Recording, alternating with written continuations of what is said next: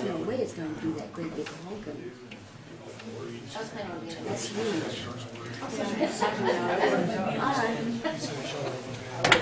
Free for the taking. But they take all the whole brush? They did take the brush, but like I was telling Carla, I had a small junk tree that it broke the top, and it's still broken and still hanging. I figured they had taken that, but they didn't.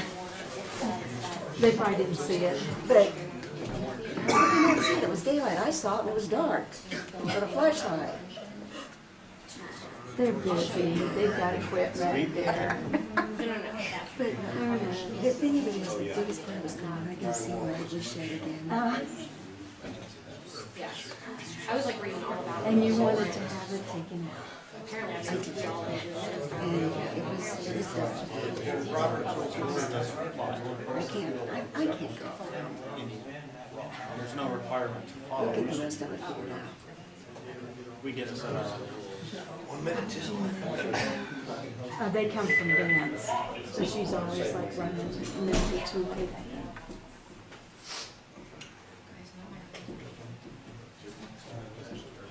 Yeah.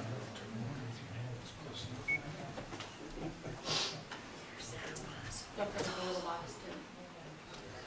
Or like.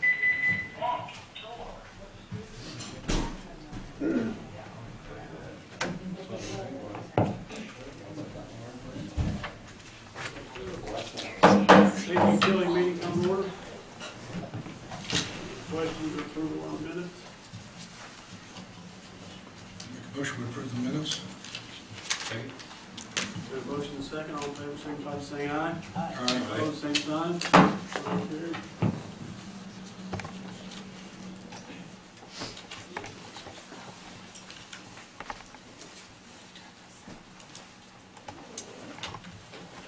Move claims to the regular meeting. Motion to do the claims docket to the regular meeting. Second. Motion and second, all in favor, signify by saying aye. Aye. Opposed, same sign. Motion carried. Justin, report. You'll see that just some deposits were applied to final bill, corrections, prorated trash, so the normal.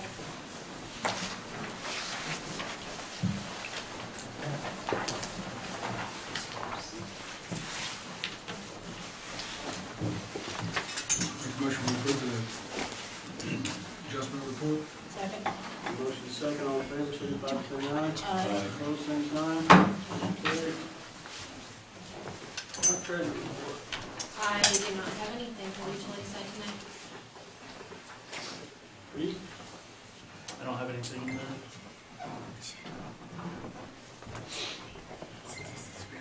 Council members, is there old business?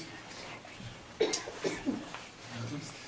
The salary ordinance, this is where we were gonna talk about Tammy. I just asked that you guys move that to talk about all of it during the regular board side instead of doing two separate things. So if you guys are okay with that, let's talk about it during the regular board side. We need to make a motion to move that.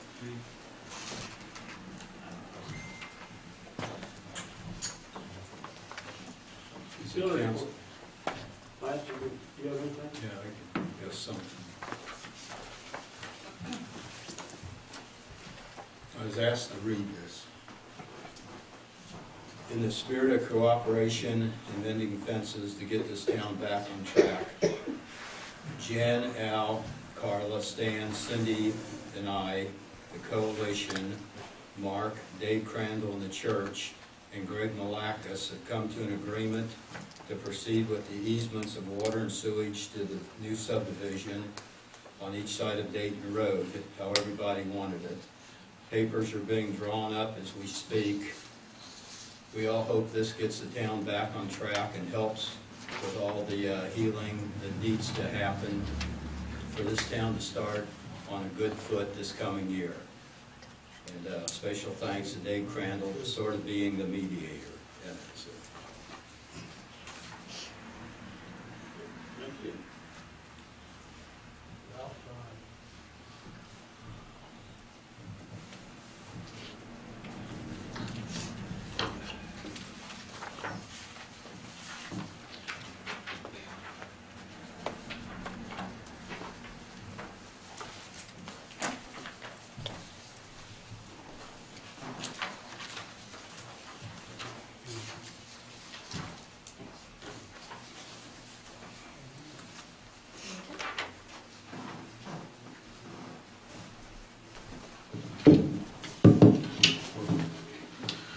Okay, we have several items to go over here this evening.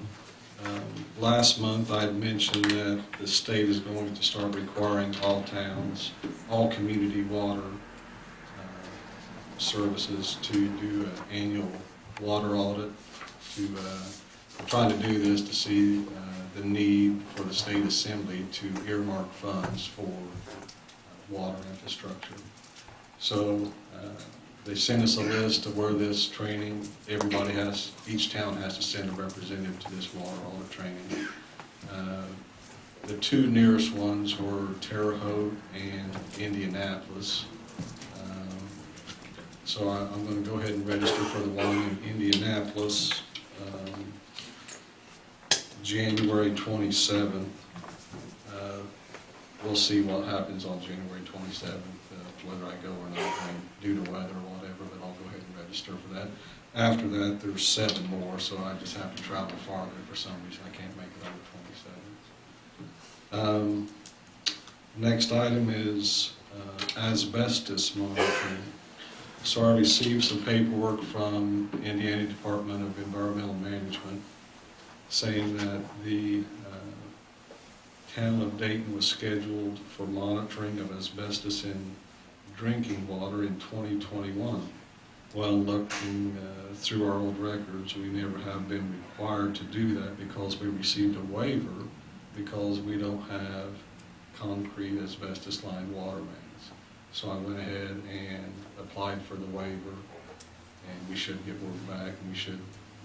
They do it statewide because they don't know exactly who's got what type of water mains, but our system is so new, and we know it's all ductile iron, so we'll hopefully get a waiver on that. If we don't, they have you test for it every 3 years, but it's just an added cost to the town, so if we can avoid that, we will. Under wastewater, each spring and fall, we're going to be having maintenance done on all the lift stations, so we had that scheduled, and it was performed on November 5th.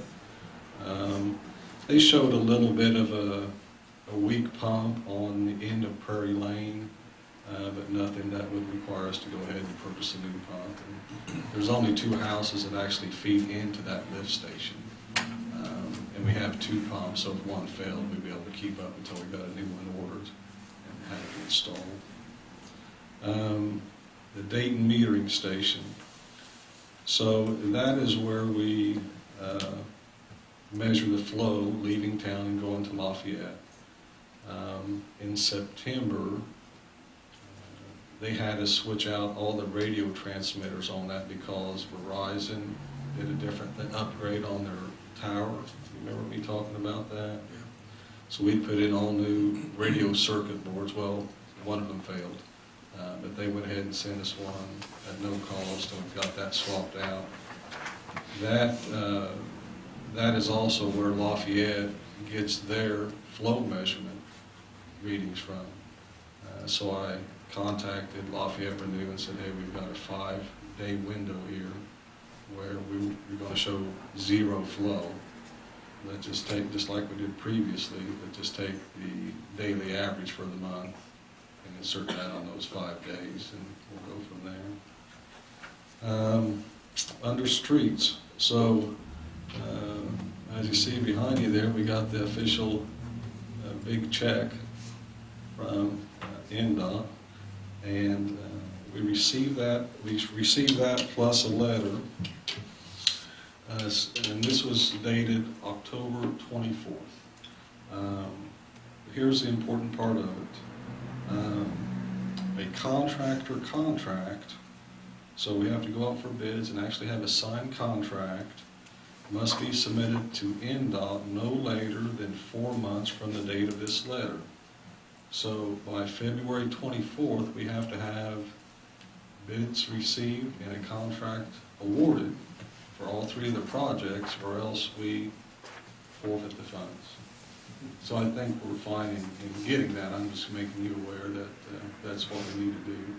Now we'll have 2 contracts because we combine some. We'll have one contract for the for the crack seal and the slurry seal, That contract will be under $50,000, so we'll be able to just solicit a contractor to do that. And actually, there's only one contractor in the state of Indiana who does this slurry seal. And I've already spoken to him, and he's going to be in Tippecanoe County doing work for the county and the city of Lafayette this spring, so it's going to work out well for us. The other contract that we combined are on the streets and sidewalks and the new asphalt and shady lane also. But that contract will be over $150,000 is our preliminary estimate. So on that one, we will have to advertise for bids twice and get hopefully 3 bids on it and jump through a few more hoops before we award that contract. But I think it can easily get done, I would think, probably no later than January, let alone February. The only problem with it is that, they're guessing at what oil and asphalt costs will be in May, and they're doing it this winter. So hopefully we'll still get some good prices on those contracts.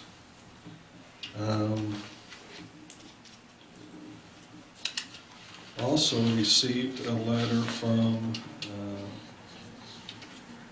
NDOT saying that to be eligible for community crossing grant funds, which is what that is behind you, in the year 2020, and just so we don't get confused, although our work won't get done until 2020, we're using 2019 funds. But to then apply for a grant in 2020, we have to have a asset management plan, which what that is that's a rating of all of our streets, a list of what we've done in the last 12 months, those type of things, submitted to LTAP over at Purdue by December 1st.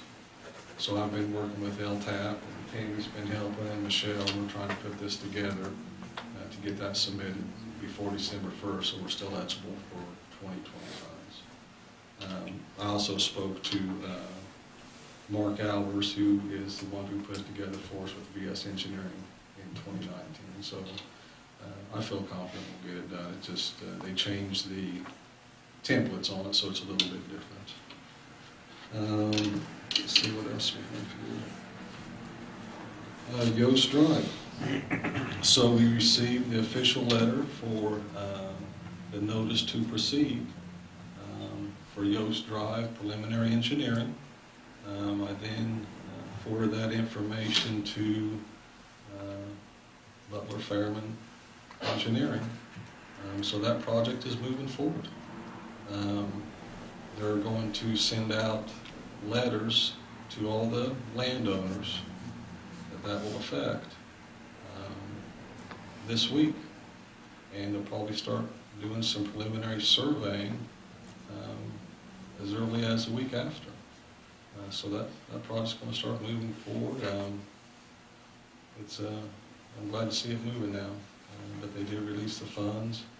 I went over, they gave us a purchase order number, so that I've given that to Michelle and I'll work with her, so whenever we get a bill from Butler Fairman for the surveying and so forth on the design or the preliminary engineering, goes through us, then it goes to the state, then we get reimbursed. We'll go through this first round to learn how it actually works out, but it's good to get started on it. Next item is Vectren. So as you may not have noticed, here at South Street and Dayton Road, whenever they were boring that new gas main underneath the railroad track, they tore up the street there. They will be in town either this week or next to get that repair made. They'll also repair the sidewalk across from Grover's Garden Center there.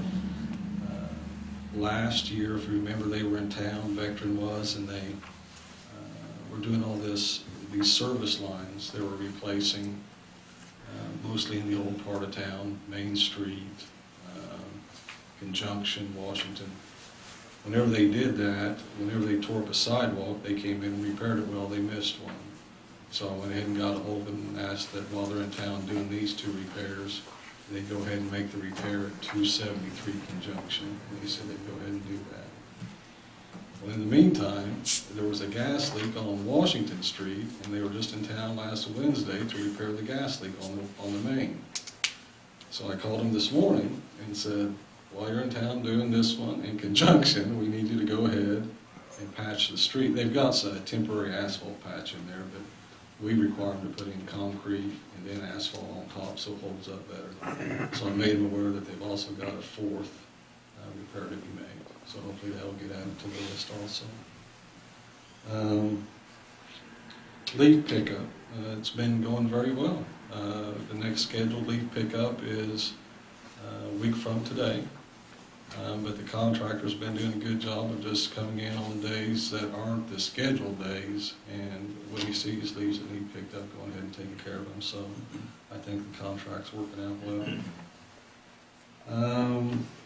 Under other, I had mentioned a couple of months ago that we had some brass that we wanted to take to recycling. So I've got some, if I understood right, we need to get bids on those whenever we sell anything like that, Reed. We need bids for scrap metal. So I got 3 bids. Oscar Winsky, and this is for clean brass is what it's called. From Oscar Winsky in Lafayette was $1.15 per pound. Mervis Industries in Crawfordsville was $1.25 per pound. And Waddler's in Frankfurt was $1.30 a pound. So they're all within 15 cents of the same. I guess my only, and I don't know how this has to officially be done, but I guess we have probably 50 pounds, okay? So 50 pounds at 15 cents, we're talking about $7.50. I just don't know if it's cost effective for me to take it to Frankfurt in the time you're paying me and the fuel and whatever.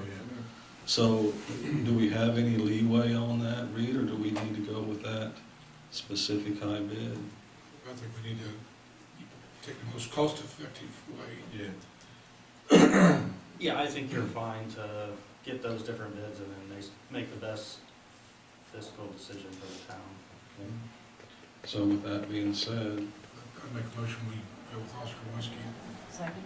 Been motion second, all in favor, signify by saying aye. Aye. Pose same sign, motion carried. also in with that, I've just got some old signposts and street signs that have been damaged. I'll take that in, but that'll just be scrap metal, and it's by the ton, and we've probably got 300 pounds, so it's not gonna amount to much, but that'll be something. I'm just trying to get the shop cleaned up. Also, so trees. So the tree off of Shady Lane, did they start working on that today? Yeah, are they gonna cut that up more, or what are they gonna do? Well, I haven't been there to see it, so I don't know. Because there's this great big honking log, it's gonna need a Right. big chainsaw. Well, I asked him to cut it up into 3 and 4 foot lengths. Is it still longer lengths than that? It was dark. Yeah, I'll look at it tomorrow. So, in addition to that tree, I asked him to trim a tree at 634 Harrison. It's one that's blocking the street light. He's just going to trim it back while he's in town. So if he got a late start on this tree, I don't know if he got to it yet today or not, but I'll check with him. He didn't tomorrow. start till about 4 o'clock, so I don't think he's finished Nancy's. So he's, hopefully not, and then he'll get that tomorrow, but he felt confident he would get it finished up this week.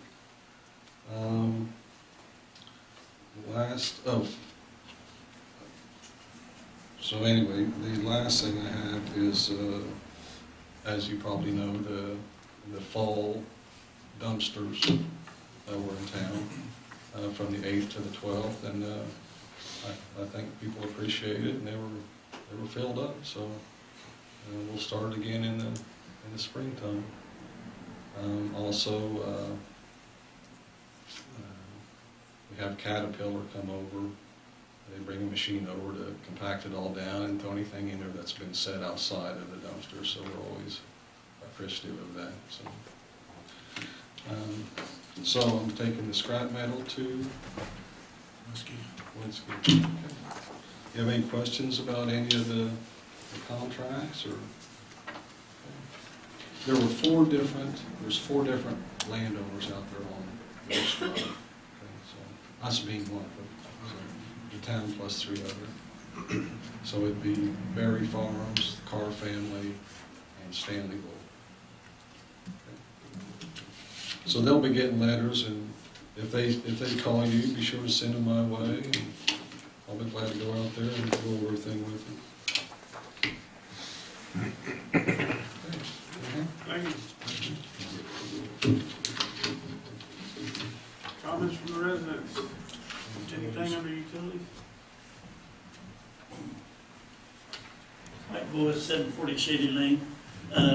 Just since we're talking about trees, there's a lot of trees around here that are awful high and awful weak, you know, like the ones right down Shady Lane. They must be, 50, 60 feet tall.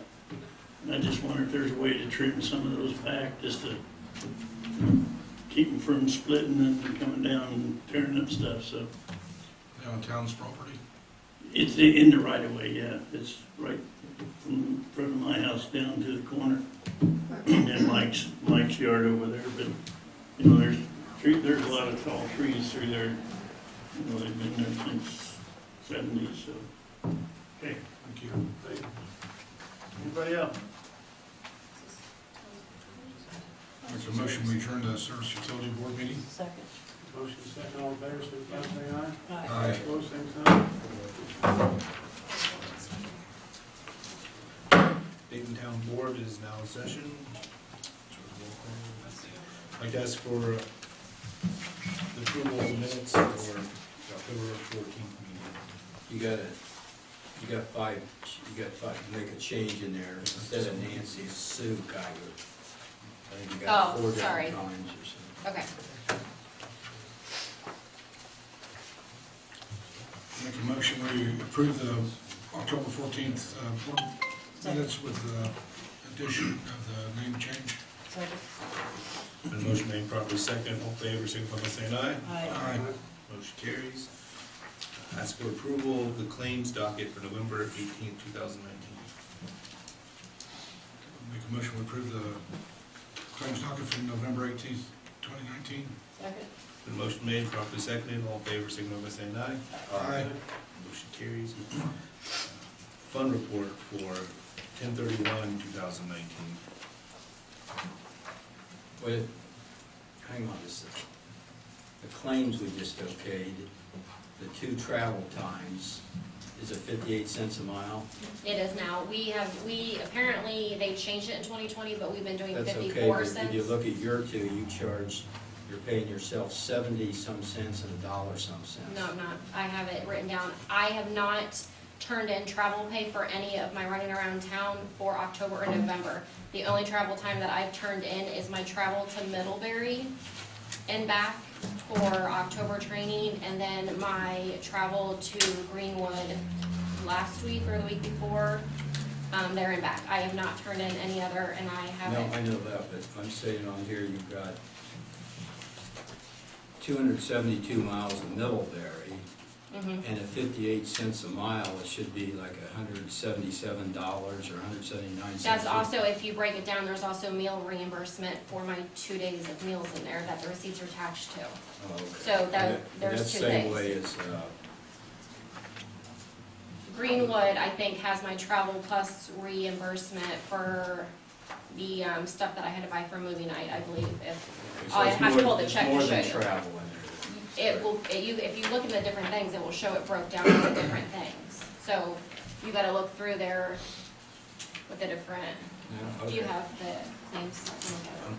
I'm looking right here, general travel, 144 miles, training to wherever that was, it's $158, so there's. That was the Middlebury. So that's got other things. And then It that doesn't also show is the it. meal. Okay. Yeah, it should. Well, it doesn't, so. That's okay, it's got it in, I just. Yeah. Show.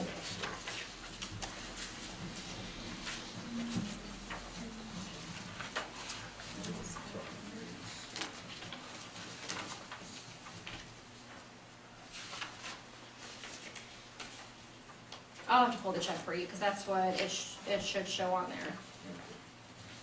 But yeah, I can pull you the check, because that's what that is. Still need a motion. I make a motion, we approve the claims docket from November 18th, 2019. Second. The motion made, properly seconded, all in favor, signify by saying aye. Aye. Motion carries. Okay. Now I'd like to ask for a motion for the fund report, 10/31/2019. Make a motion, we approve the funds report for October 31st, 2019. Second. The motion made, properly seconded, all in favor, signify by saying aye. Aye. Motion carries. Allowance docket for October 1st, October 31st, 2019. Make a motion, we approve the allowance docket October 1st through October 31st, 2019. Second. The motion made, properly seconded, all in favor, signify by saying aye. Aye. Motion carries. Approval of the revenue report for October 31st, 2019. Make a motion, we approve the revenue report for October 31st, 2019. Second. The motion made, properly seconded, all in favor, signify by saying aye. Aye. Motion carries. Okay. Approval of the appropriations report for October 31st, 2019. Make a motion, we approve the appropriations report for October 31st, 2019. Second. Motion made, properly seconded, all in favor, signify by saying aye. Aye.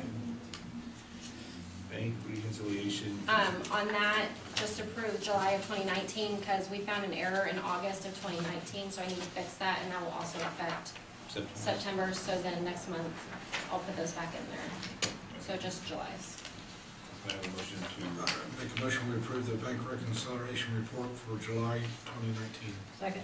a motion made, properly seconded, all in favor, signify by saying aye. Aye.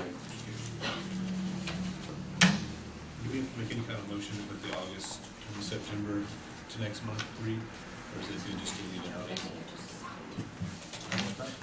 Since she wants to put those next month, do we have to make any kind of motion for that? For the August and September reconciliation? I make a motion, we move the bank reconciliation for August 2019 and September 2019 to next month's meeting. Second. There's been a motion made, properly seconded, all in favor, signify by saying aye. Aye. Okay, motion carries. Clerk treasurer report. so the first one in that extra stuff that I put on your guys' desk, you'll see we got our first invoice from Yasmin Law Group for the work that they've done so far. So I just asked the board to approve the invoice to Yasmin L. Stump Law Group for $1,982.50. Make a motion, we approve the invoice to Stump Law Group for $19.82.50. Second. Been a motion made, properly seconded, all in favor, signify by saying aye. Aye. No. Motion carries. The next thing, I didn't put a copy of the invoice in there because Reed emailed it to you guys, but I am just asking for the approval to pay, the October monthly usage invoice in the amount of $3,406. Make a motion to go ahead and pay Reed the $3,426. No, Is that how much it was? no, $3,406. $3,406. Second. Motion made, properly seconded, all in favor, signify by saying aye. Aye. Motion carries. So then the next thing you'll see, this might be a little time consuming. You'll see there's a thing that I typed up that says employee manual suggested update and changes. And then under that, you will also see the actual copies from the employee manual that will reference the changes. The employee handbook says that the handbook should be updated every 4 years, and it's not been updated since 2014. So I figured now's the time with starting a new salary ordinance and all of that for 2020 so that we're up to date with it. So the first thing under employee status, you'll see letter C. under employment status, it says temporary and seasonal employee.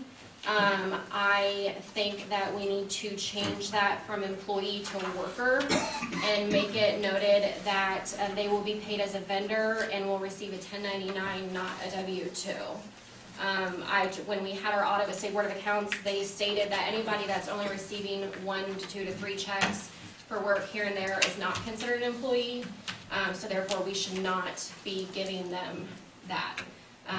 So I suggest that change in the employee handbook to change from temporary seasonal employee to temporary seasonal worker and add that they will be paid as a vendor and receive a 1099 and not a W-2. I agree. What type of temporary workers do we have? Maybe painting the yellow around the fire hydrants and. Well, no, that's a laborer. Like, it would be the flag hangers. Okay.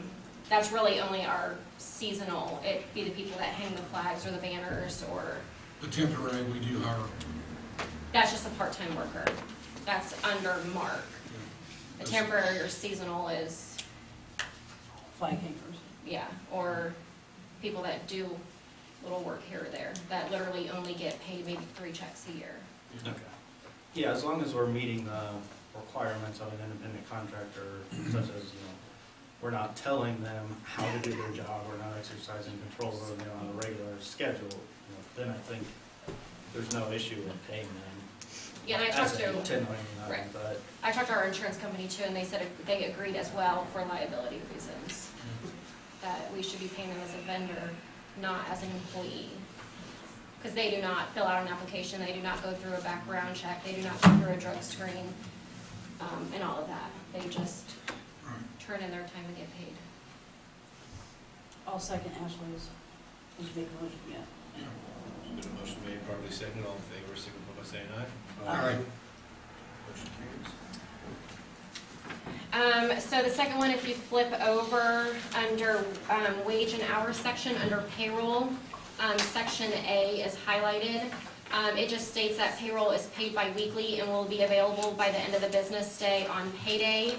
And then all required deductions will be made according to the law. The only reason why this came up is because the last payday of this month falls on one of our holidays. And so I had questioned, how do I do payroll with it landing on one of our holidays?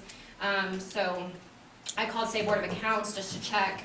So they said that holidays falling on a payday can be paid on the last working week of the week, as long as we are not paying ahead of work that has not been completed yet. So I let them know that our time cards end the Saturday before pay week. So they said that we need to just put it in our handbook so that when they come in and do an audit, it's in there showing why we paid. So I just suggest that adding 2A, that holidays falling on a payday will be paid the last working day of the week, and paydays falling on the day after a holiday will be at the discretion of the clerk treasurer on which day to pay. Again, I've talked to numerous towns that have said, so like with Thanksgiving being on a Thursday, if we would have been open Friday, I could choose to either pay the holiday before or still choose to pay them. It all just depends on the holiday. So I just made that suggestion, and I think that it would be a good addition so that we have that covered and no questions asked or moving forward. I'd make a motion that we go ahead and allow her to pay as written, holidays falling on a payday, when we pay the last working day of the week. Second. Been a motion made, properly seconded, all in favor, signify by saying aye. Aye. Motion carries. So if you flip over to the next, where at the top of the page is number 5, emergency call-in. This is also something that I've actually, all of these suggestions, I've sat down with Scott and Mark, and then also with Tammy. So these aren't just things that I've come up with. So emergency call-ins, it shows that an employee will be paid a minimum of 1 hour if they have an emergency call-in. I would just make the suggestion to actually change that to a minimum of 2 hours, because especially if Mark gets called in at 2 o'clock in the morning, he's getting in his own vehicle, driving over here. So I just make that suggestion that we change that to a minimum of 2 hours rather than 1 hour for an emergency call-in. agree with that. I'll second it. Yeah. I'd make the motion that we change the emergency call in to 2 hours rather than current stated time. Second. Been a motion made and properly seconded, all in favor, signify by saying aye. All right. Yeah, motion carries. The next part under pension plan, it was just asked, I mean, nothing's changing, they just, made the suggestion to actually lay it out of what the town pays, what the employee pays, and what the option is. So my, recommendation is to add the wording under pension plan for the perf to state that the employer pays 11.2% and an employee pays 3%, and the employee can voluntarily contribute up to 8% more of their paycheck if they choose to do so. Because some employees that have perf don't realize that they can option to add more into their perf. So it just lays out what we already do, but it puts it in writing. I'll make a motion that we go ahead and add that wordage. Second. Been a motion made and properly seconded, all in favor, signify by saying aye. Aye. Motion carries. The next thing under holidays, the board has already approved the change from 7 holidays to the 13. So we just need to update that section. So that's the first part of the holiday. You want us to? Yeah, we'll do make this motion on individually. So the motion to update the employee handbook to the 13 approved holidays rather than the 7. I'd make the motion we approve we update the handbook to reflect the 13 holidays rather than the 7. Second. Been a motion made and properly seconded, all in favor, signify by saying aye. Aye. Motion carries. Okay, and then if you flip over under letter G on holidays, it says that the council reserves the right to offer part-time employees holiday pay at their discretion.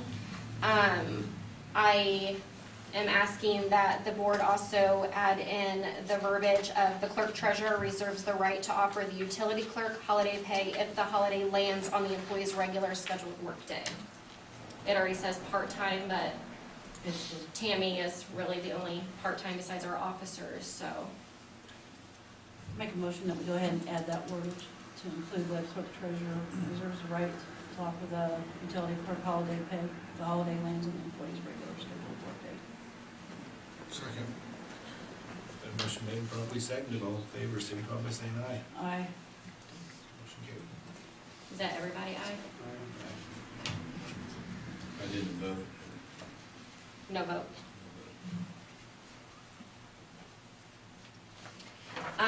On H, under the same thing, it says if a police officer is called in on his or her holiday for an emergency situation, he or she will be given the day off to compensate for the lost holiday.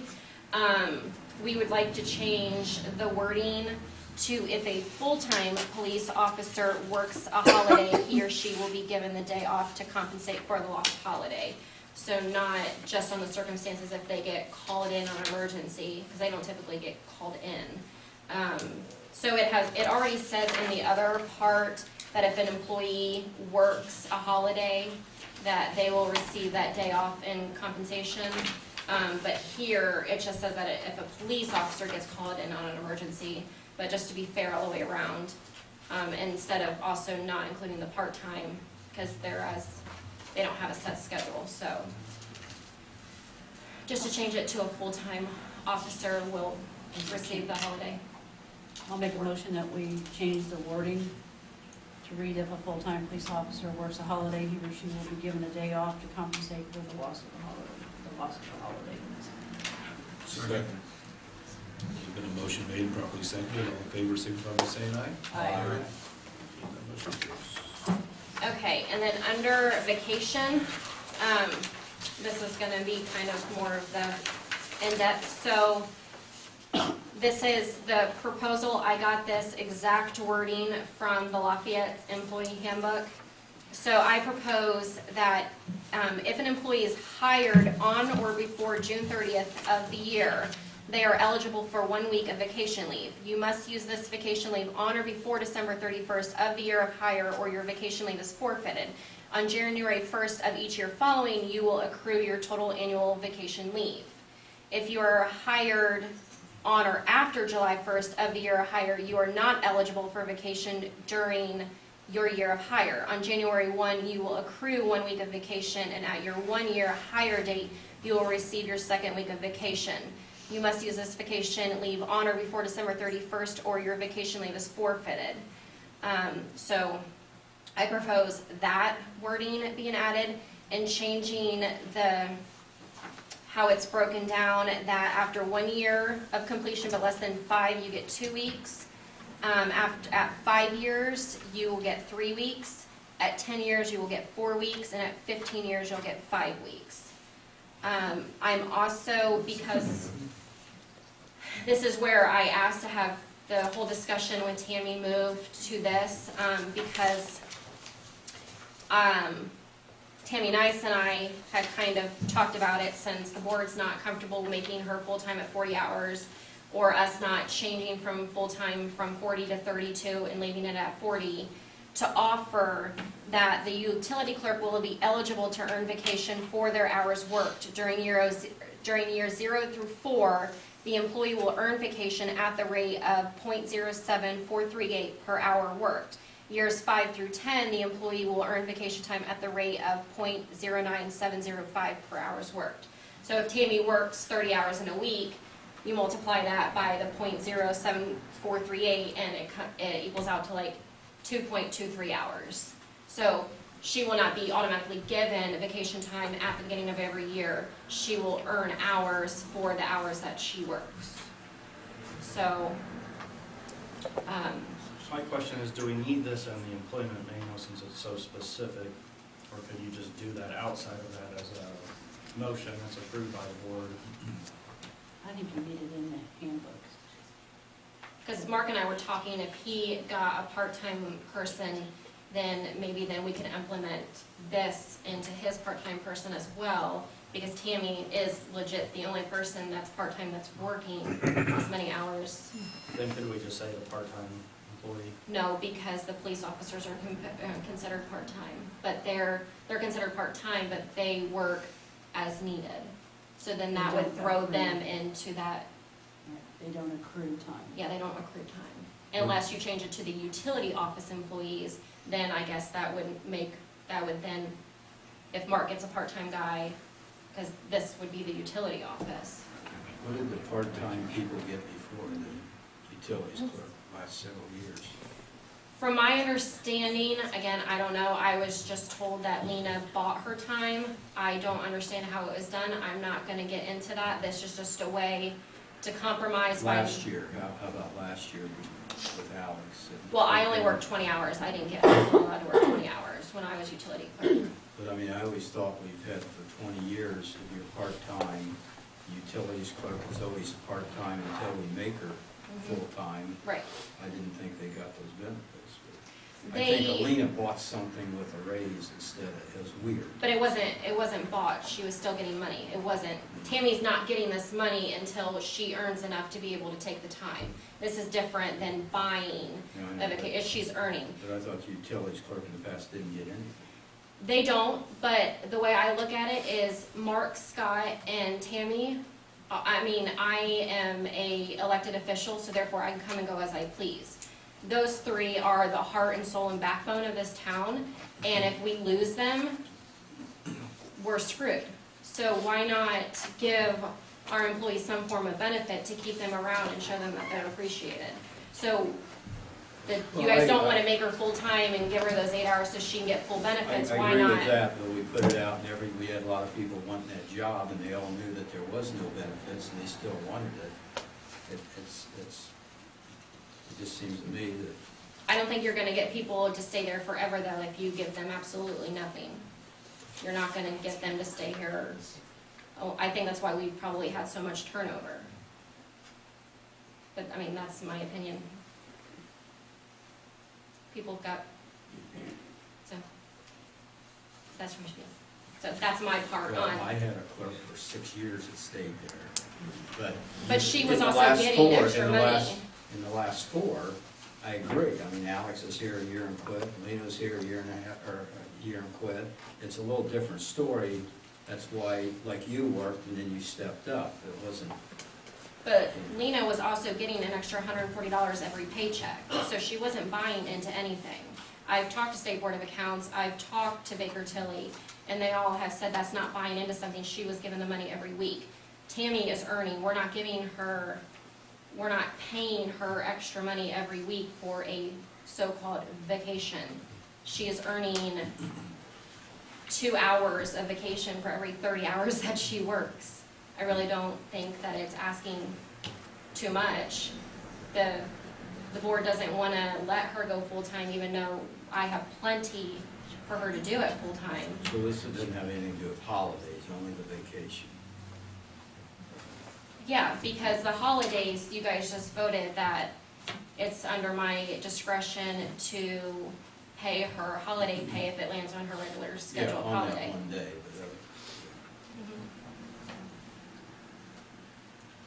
So this actually has like kind of 2 sections, or 3 sections technically, I because, guess. you know, as we look at all this stuff, we gotta remember we're increasing the medical from 350 to 500. We're increasing, a few years ago, for years and years and years, we had 7 holidays, and then all of a sudden, boom, we jumped almost double the holidays. Just because So- we recognize all of the holidays doesn't mean that I'm closed every single holiday. I'm open, I'm not.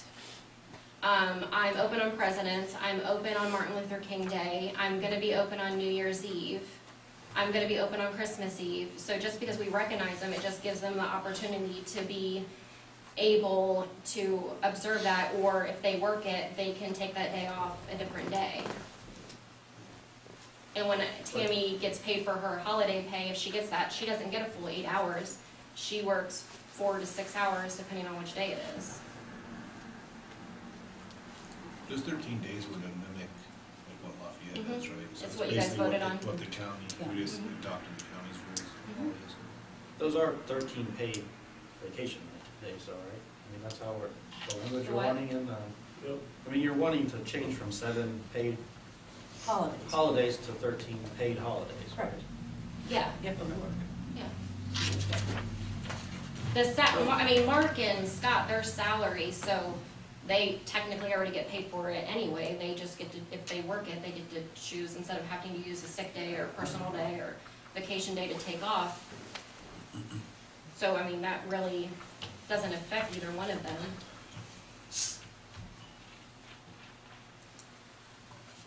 Because our police officers don't get paid for it, except for Scott, yeah, he's salary.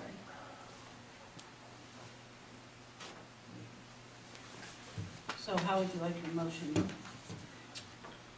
I think you guys need to do, if you want to implement the hire and the years separate from the utility clerk being able to earn vacation by hours worked. So all of this is a reword. Yes, the current, obviously, as you can see, it's after 2 years, they'll earn 2 weeks. 10 years, they'll earn 3, and 20 years, so it just breaks it down in a shorter span. Yes. So are we going through here and making individual motions, and then there's gonna be a new employee manual that's presented to the board, and then that is gonna be adopted in full? Those corrections will go to the writer. HR, and it will just be these parts that are corrected or updated. The rest of the manual is, much as it is fine. The manual's like 60-some pages. So these are just certain parts that have not, or that should be looked into. Yeah, so the next step is going to be that it comes back and the town council gets to review the revised Of version. what we're doing right now. What we're doing right now. And then additional, I mean, at some point, you guys are just wanting to adopt a new manual. Right, that's what Correct. you have to do. Okay. Put in your corrections, make your corrections, put it in writing, send it to The HR. the HR people, and then it comes back for final review. On further down, you have, we're gonna talk about sick leave. Do you want to finish talking about those things before you guys? Company I work for, they don't distinguish in between sick leave and personal days and vacation, stuff like that. You're just given so much time based on hours worked and stuff. Right. And, I don't know, to me, it feels like a pretty good system. It's worked out quite well, so you just accumulate hours to use however you wanna use it without, having to provide a doctor's note or whatever, you take off, you just use it's all classified as It's PTO. PTO. Mhm. So, I don't know if my company's unusual for doing that, but it seems like, maybe, that's a better way to go than distinguishing in between, vacation and sick leave and I so on think and so forth. government is a little different than private industry. And I think this is written pretty close to what other HR government manuals are like, because they expect everything spelled out for people, so people know exactly what they get and what they are allowed to do. Okay. That becomes their guidelines of life until they leave government employment.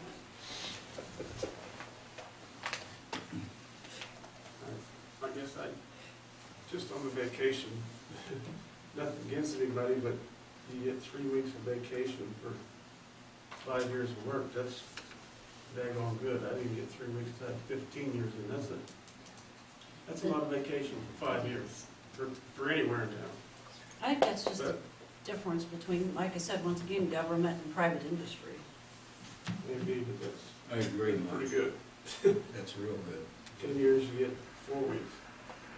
I got almost 30, and then we don't get any more than 4 weeks, so,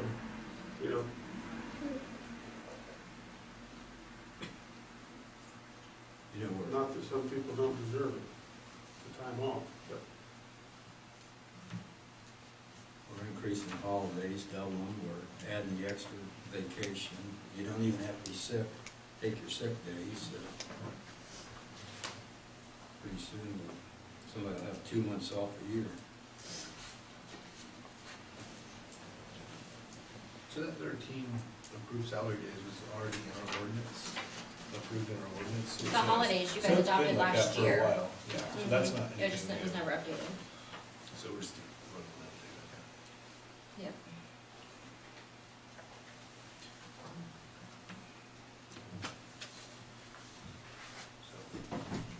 So I'll make a Is motion this, for, to give Tammy the, whatever percentage you said time was, The- 0.7438 per worked hour. Of vacation time, or whatever you wanna call it. PTO. PTO, She has to earn it. learned, yeah. Mhm. It's not like at the first of the year, somebody's gonna get 2 weeks vacation right off the bat, not like you're a full-time employee. My only question is, do you want to do that in the salary ordinance, just because the salary ordinance is updated every year, whereas the employment manual is Well, usually 4 to there's 6 years? there's nothing that associates this with the salary ordinance. There's no. This is like ordinance. when an employee comes in, they read to know what they get or don't get, or what they're entitled to or not entitled to. They're not in the salary There's no ordinance. dollar amount specific in here, where it is with your salary ordinance.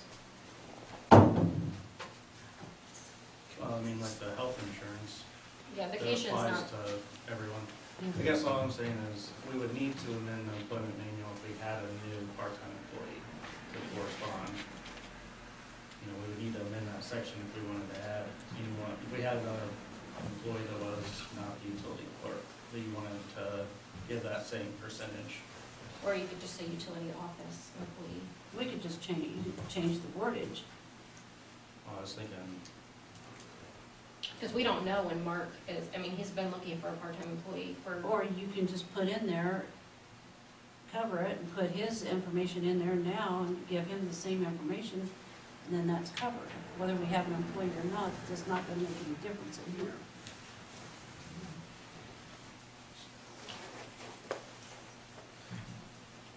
Okay, the motion's on the table. If you wanna add them, if you wanna change the wordage to utility office instead of just employee.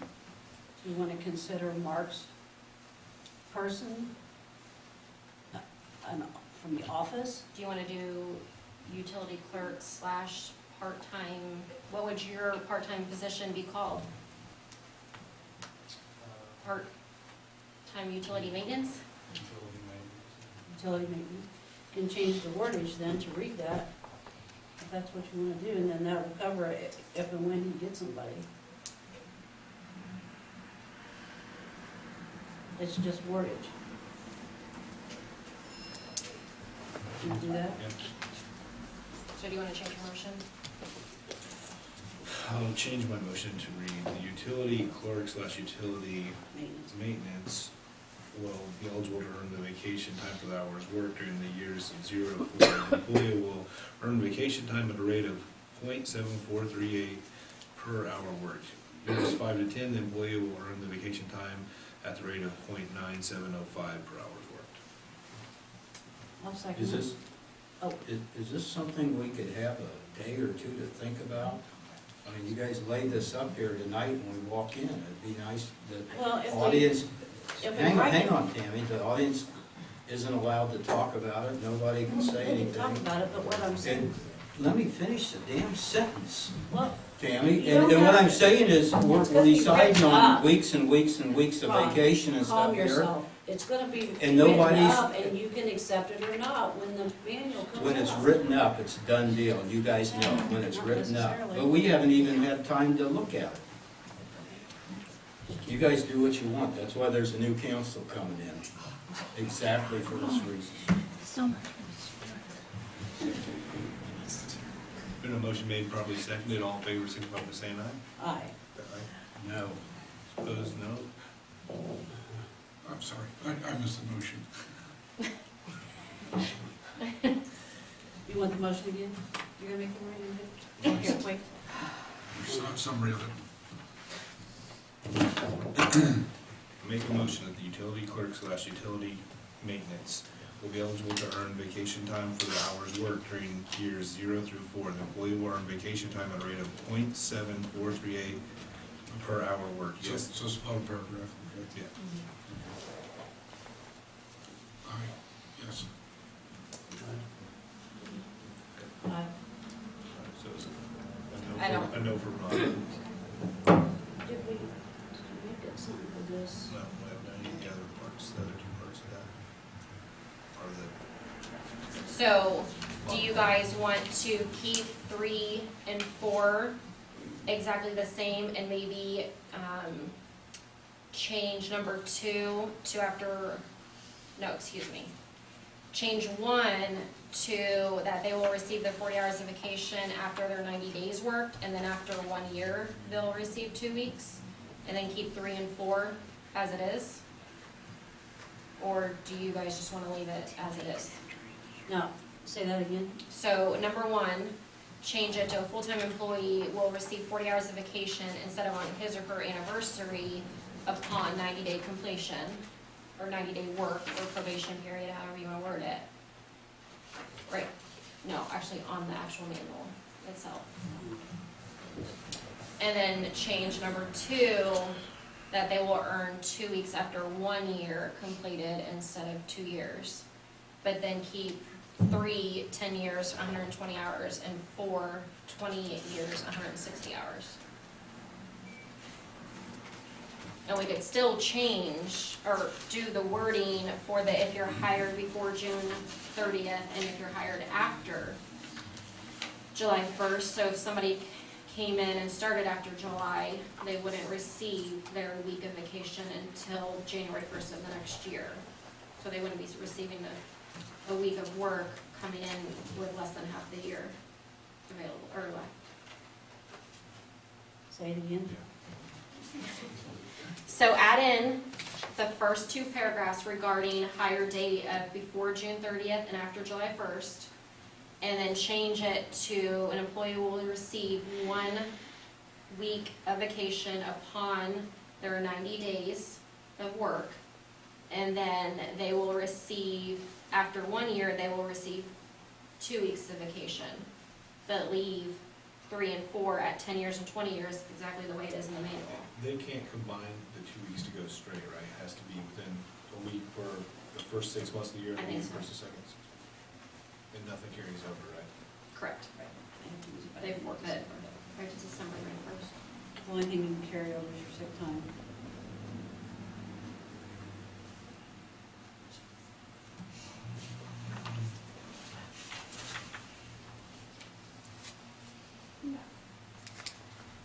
So it really doesn't change anything per per se with Mark and Scott because Mark's getting ready to hit his 2 years and Scott's already been here.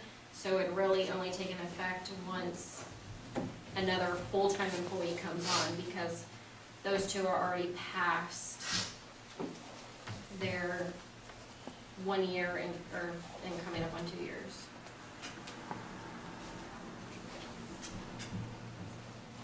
So it would really only affect a new deputy full-time marshal. So changing it, basically is gonna give a new hiree the opportunity to have a little bit of vacation without completing the first year. of If they're service. hired before June 30th, they will get a year. If they're hired after July 1st, they will not be eligible until January 1st to get their vacation. They would st- yeah. Yeah, and I know that's been a problem with new hirees, you know, it's tough to work a complete year before you have any type of vacation time at all. So, you know, I'd make a motion that we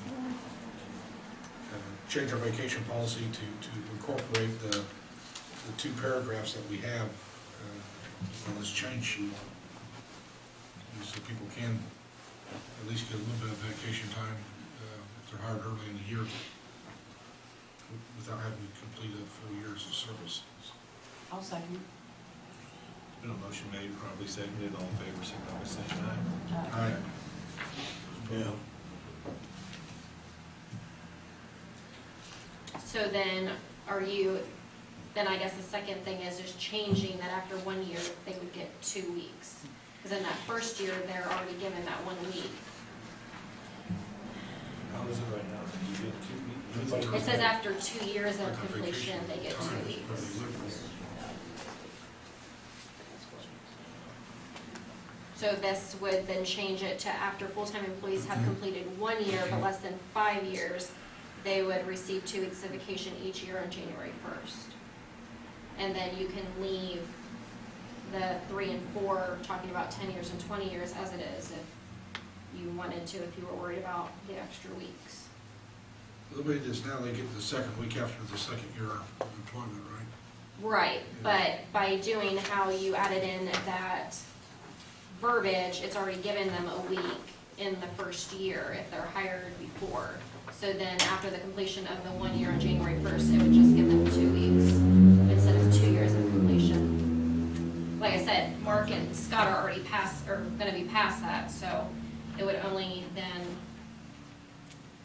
go with another full-time employee. Leave 3 and 4 alone. Yeah, leave 3 and 4 alone.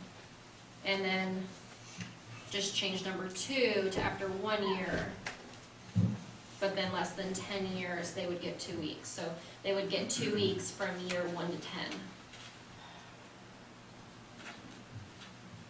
Which is currently what we have. Well, currently, it's completed 2 years.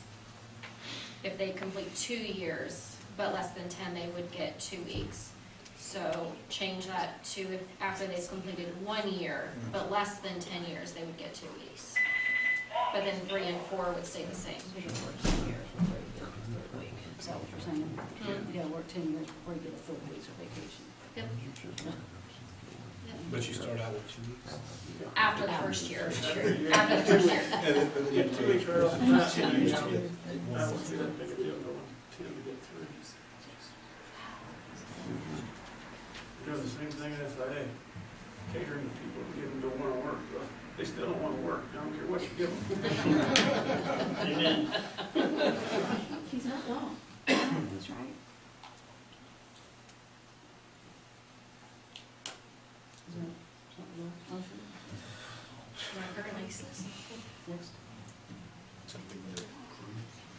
So do you wanna leave it at 2 years and wait for 2 weeks, or do you wanna change it to 1 year? After 1 year, they'll get 2 weeks, or do you just wanna leave it, but add those paragraphs? Well, like the first year they get 1 week and then, If, you know, After 2 second years. through 10 is 2 and then yeah, you'll have. so then you're good with that, just add in the first paragraph, or those 2 paragraphs? I mean, we can't have it conflict with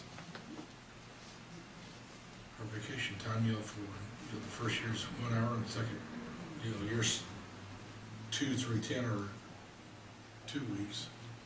Okay, So we're just adding those first two paragraphs then. Everything else is, leave it as it is. Unless somebody has something different.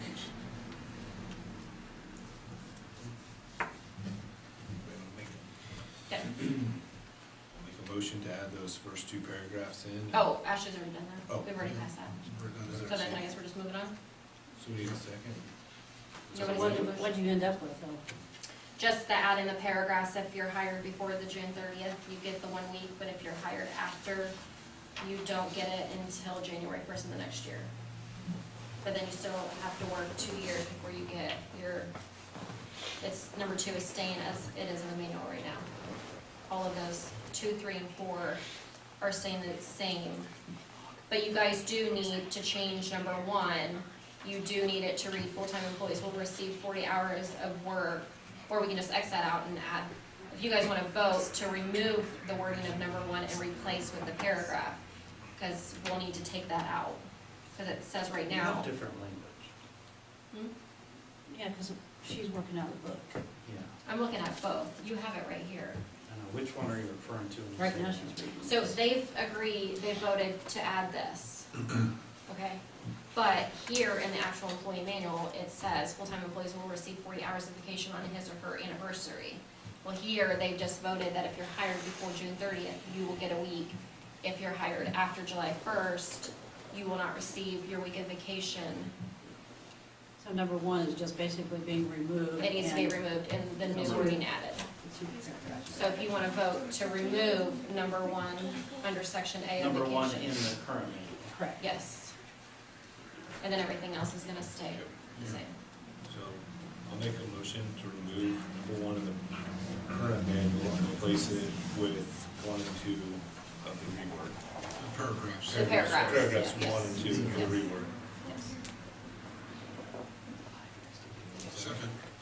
Been a motion made, properly seconded, all in favor, signify by saying aye. Aye. Okay, so the next one, if you flip over under bereavement leave, under section B, it says all regular full-time employees will be granted a paid leave up to 5 days, consecutive work days in the event of the death of the employee's spouse. And then if you look at C, it says all regular full-time employees will be granted a paid leave up to 3 days, consecutive work days in the event of the death in the employee's immediate family. Employee's immediate family for purposes of this section shall mean the employee's child, parent, parent-in-law, brother or sister-in-law, daughter, son or daughter-in-law, grandparent, sibling, stepchild, step-parent, step-grandchild, and other residents of the household of the employee. Personally, I don't think my husband's death oversees my child's death or my parents' death. And I think everybody would probably agree that you're not gonna put a price on either life. So I propose that we take out of section C, the child, parent, and grandparent, and add that into section B of the 5 days, so that it would be spouse, child, parent, and grandparents. And then under the 3 days, leave in the in-laws, step-parent, and other residents of the household employee.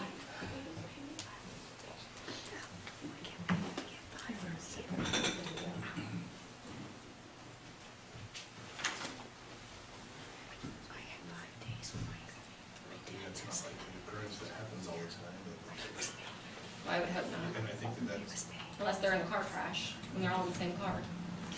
Yeah.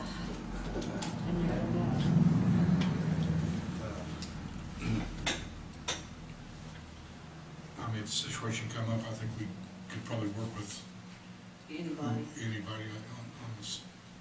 It depends on the situation. I still think it needs to be put in writing, just it's out there, so people know their boundaries.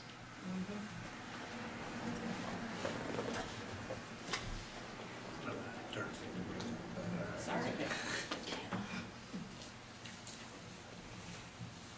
So I make a motion that we add child, parent, and grandparents to B, and only have in-laws, step-relatives, and other residents of the household to C. Is that what you're,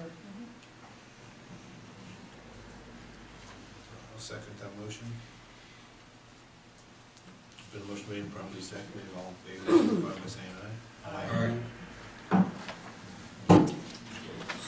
Okay, next on that same page, last in the employee manual, under B for sick leave, currently it states that after an employee has worked 90 days, he or she will receive 6 sick days that may be used until the end of his first calendar year. Thereafter, 6 sick days will be awarded to each employee on January 1st of each year. A sick day is defined as an 8-hour day. Sick leave is not accrued or carried over. So Tammy and I and Mark and Scott, we all went back and forth with this. So the proposed change is after an employee works 90 days, he or she will receive 1 sick day for every month that is worked. Unused sick days can be carried over into the next year. There will be a cap of 60 days that can be accrued. And then add in that a part-time employee of the clerk's office will receive 1 sick day for every month that they work after working 90 days. Unused sick days can be carried over into the next year, but there will be a cap of 15 days that can be accrued for the utility office.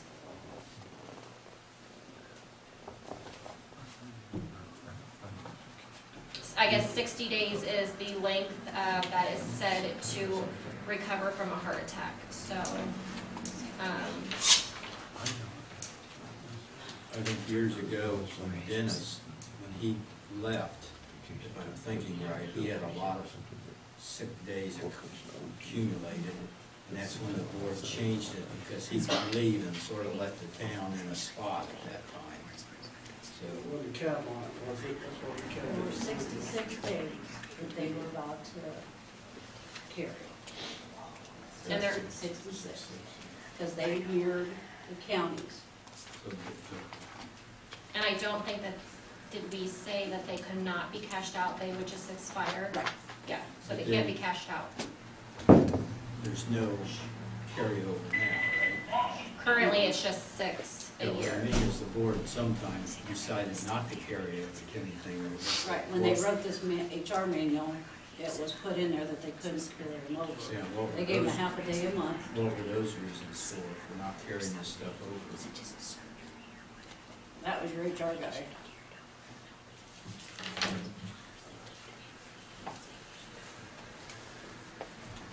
I think a lot of times people can walk away and it leaves the town or employer privately or municipality sort of in the lurch. I don't know how, when you say walk away, what does that mean? Well, when they retire, or whatever, like, You can't use sick time as vacation or personal, you have to use it as legit, that's the stipulation. And it even says that in the, it might be in the next page, I didn't print, but it says on there that sick days cannot, I'm pretty sure it says that sick days cannot be used No. for personal days. That means it's gotta come with a doctor's. It says after 3 days that it is required, a note from the doctor in the employee handbook. And then there's also that, after 3 sick occurrences, then that can be considered, abuse. if you're That's in the sick, employee if you're handbook. sick and if you're not sick, why would you carry it over? I mean, Because if you have a heart attack and you need a month off to recover, then you're still getting that pay. what if you have the heart attack and you haven't accumulated any, it's just gonna be the same thing. Yeah, well, then you just wouldn't be paid. Yeah. You help somebody out for that way.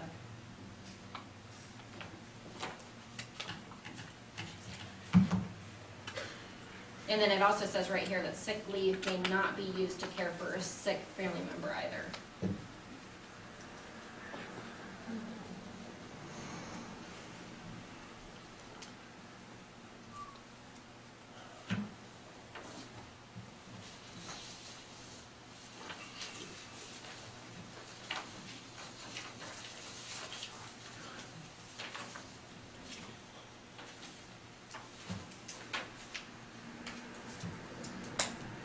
We're currently at six Six.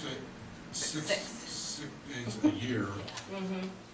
plus 13 holidays. But who wants to use your holiday and stuff on? I usually get sick on holidays. So gotta plan ahead. Yeah, right. Yeah. I make a motion that we change that sick leave to read as, or to be added as written. But, I mean, your department heads are gonna have to, you know, keep track of their employees and know what they've used and. And if it they really is I- Mark I- and Scott. But you can't just think about now, you have I to know. think about growth. Right. And that's why this is being done, is to accommodate growth that this town will have in the number of, you know, maybe 3-5 years from now. And if you keep living in this mentality, you're gonna fail.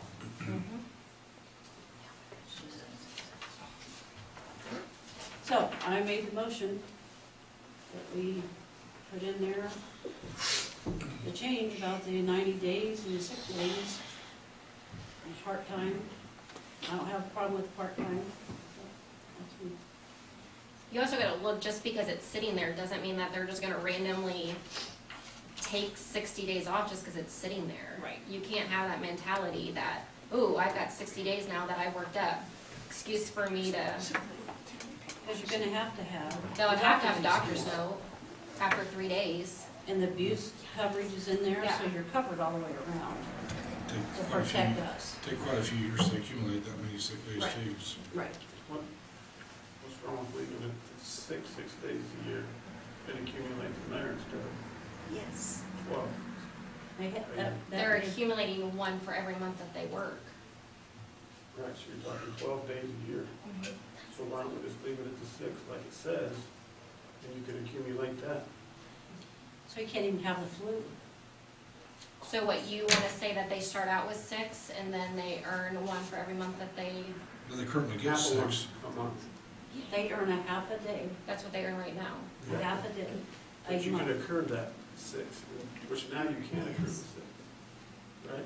No, Right, so just If- make it so you can accrue that 6 instead of adding 6 more to it, giving them 12 days a year.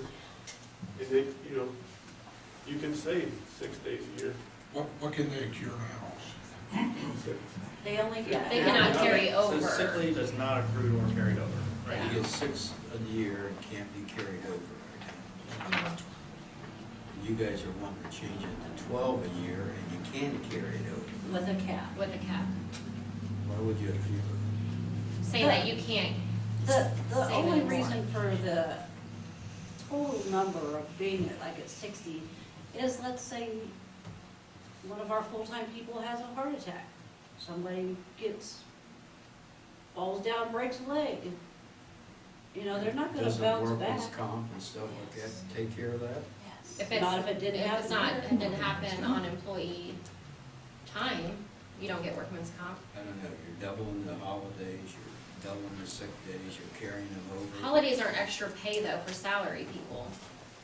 Well, they get to take off, don't they? Yeah, but it's no different than if Scott works 60 hours in 1 week, guess what? Scott's gonna take 20 hours off in the next 30 days because you guys don't wanna pay him overtime.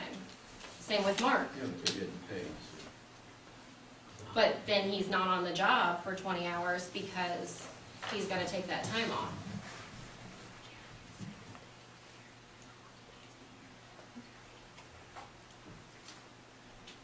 This is also coupled with the biggest raises we've ever given too. I mean, we're just jacking everything up in these last couple of months. We're giving more money and more raises and more sick time than we've probably given in 5 years, so. How many days have Mark and Scott ever taken off sick since they've been here? Again, just because it's sitting there doesn't mean that they're going to take the time off. It's just there if there is ever a health emergency. Mark has never called off sick. Scott doesn't ever get sick. Now you're gonna get sick now that I said that. I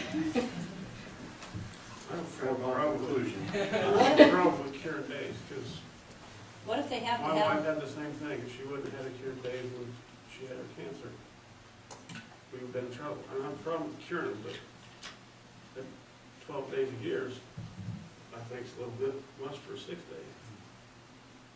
I think 6 would have cured them to 60 at a cap. So if you are okay with that, then would you be okay retroacting, or however you wanna call it? Mark back to his hire date and let him build those for this, as for this situation, and Scott, so that they have some that's, Why don't you just start now, Michelle, why don't you? I'm just asking. I Well, mean, yeah, but it's, why wouldn't we go back and just add this and that on, just start here? So If what they if can somebody cure has- them, they're gaining right there. Well, So what if somebody has to have Can we them? go back to the last raise that this board took and I get some of that, or? That's, going back, if this is what is happening now, so that's when it should start. I think a half a day a month is cheap. I think you're tight with your assets. That's your employee. Is your motion to use up to, accumulate up to 60 days under the current scale? Yep. No motion made. who's making that She's motion? already made a motion, so there was a second for that. What's the motion, just on the sick days? I don't know what motion is out there right now. It was the motion to accept how it was written. Except the new part. The new red. So Tammy's But motion, that's 12 days, right? Yeah. So is that what you're making a That's motion? what she made. No, that was her motion That was that hasn't been Tammy's motion. I seconded. seconded.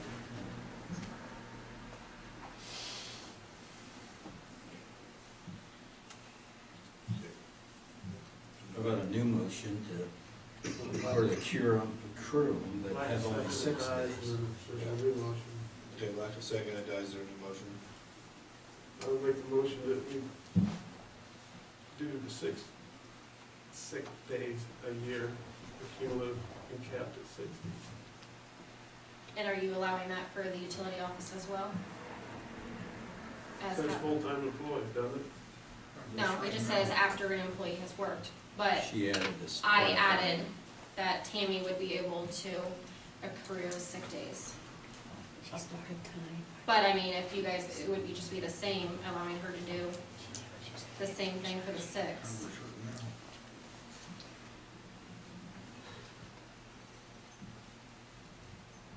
Right now, it words it technically any employee, but in the, part earlier, it says a part-time employee is not, entitled to benefits, so this is where you have to vote it in if you decide to allow certain benefits.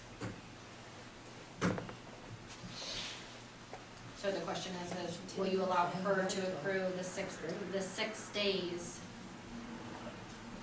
the half a day?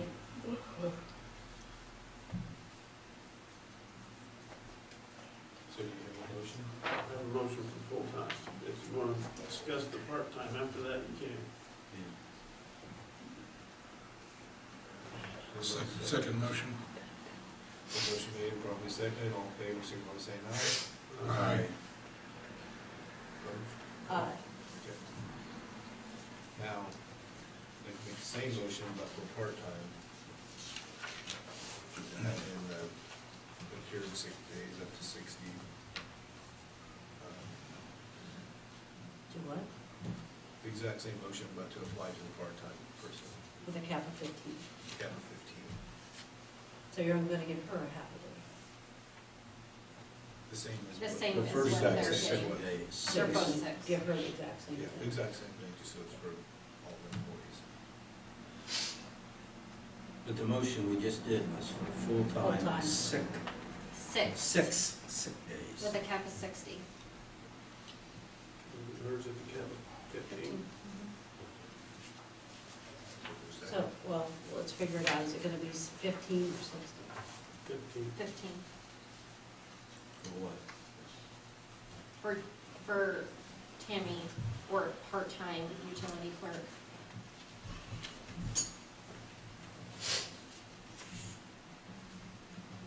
Second?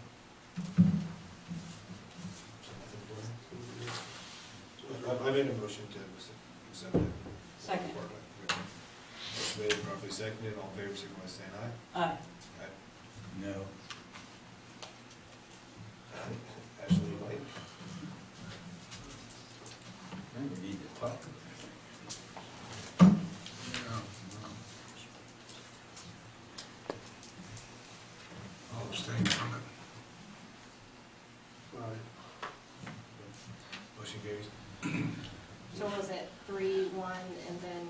No vote?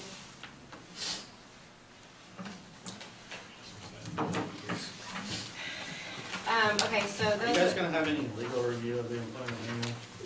the HR resources is the people that. They're lawyers? Anymore. If it's not, I'm gonna send you a letter that says I have not given an opinion on whether it's in line with Indiana law, so that I'm protected. So then the only other thing that we had talked about, last month is I had brought up the, topic about offering Tammy, the utility clerk, the, insurance stipend. Obviously, I know Ron and Mike both said that they would be more comfortable with the $350, and obviously everybody wanted to think about it. But then Tammy Nice and I had talked, and because she doesn't work 40 hours and you guys aren't going to allow that right now, and offering her to be able to earn sick time now that you guys have voted, and also PTO time, we thought that, again, just to help with preventative, because she does work 30 hours and she is an asset to the office, to maybe change it to offer $200 a month for the insurance stipend rather than the $350 or $500. What did, So then that, what did you say, okay, 350? no, when I had brought it up at the October meeting, I had brought up the 500, and you guys had said that you would be more comfortable at the 350, but you guys wanted to think about it, so we were gonna schedule the other meeting. I was comfortable with 350 for the full-time employees. I don't think I said anything for the part-time, but I'm not, our part-time employees, I'm for what we've done for 20 years, and not add a lot of this stuff on. Well, you were okay with it when Lena was your clerk, because I. I didn't have a choice when Alina was my clerk. Her husband sat on this board and told me what to do, so. But, anyway, It was so an unusual circumstance. we just talked about numbers lower than that to maybe people feel more comfortable in offering that to help with preventative, because she can't go, if she were to have to leave to go somewhere to get insurance, we would lose her, and she is a great asset to the utility office, so. So my different offer or suggestion was to offer the 200 a month for the healthcare stipend, if you guys choose to do so. You guys do what you want, but I still think when these people hired in just recently, they hired in with the rules that were in place, and they'll at least go through a year or so before we start adding stuff on. When is her year anniversary? It's March 4th. Huh? March 4th. It's coming fast.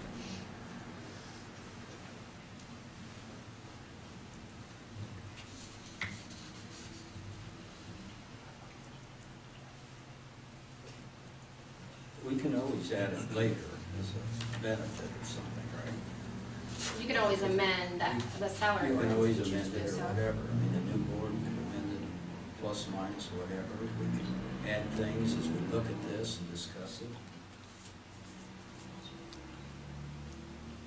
So is that what you guys want to do then?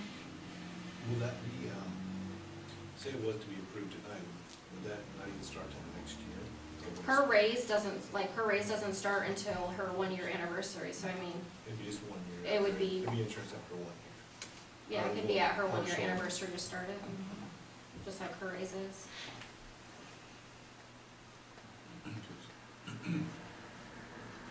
How much raise did we give her? $1, so she'll be at 16 an hour.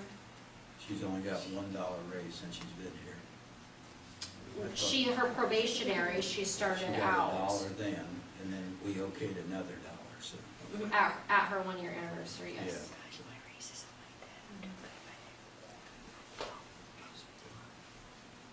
So I would make a motion at her 1 year anniversary to allow that $200 today.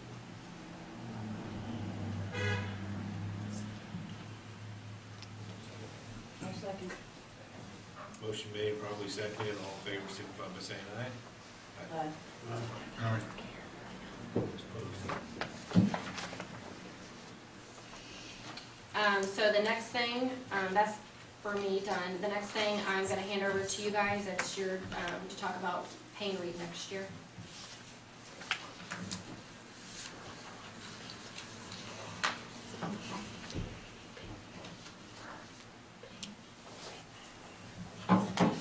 Yeah, so two options. One is hourly, 200 an hour, 115 an hour for paralegal time. If there are any attorney fees that exceed 25,000, then there would be a 10% discount on all invoices for the remainder of the year. That would be my preference.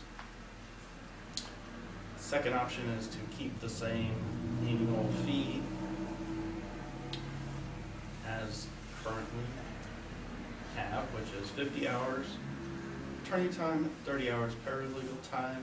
So that equates to $13,450. And then everything after that would be hourly.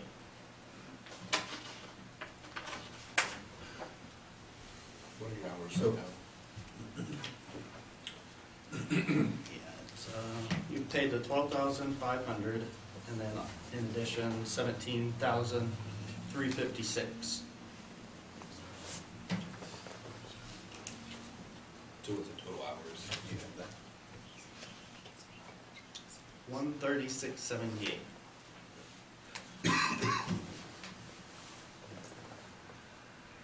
What's that last number? What is it?